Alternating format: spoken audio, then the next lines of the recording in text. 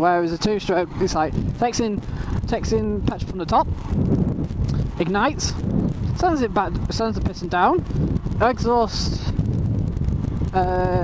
exit exhaust valve opens, all exhaust goes out, and then as it goes back up again, it closes the exhaust valve, and petrol comes in again.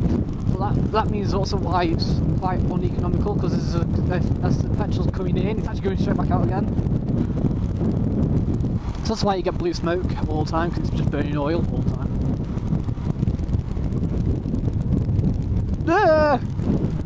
Bit of a corner.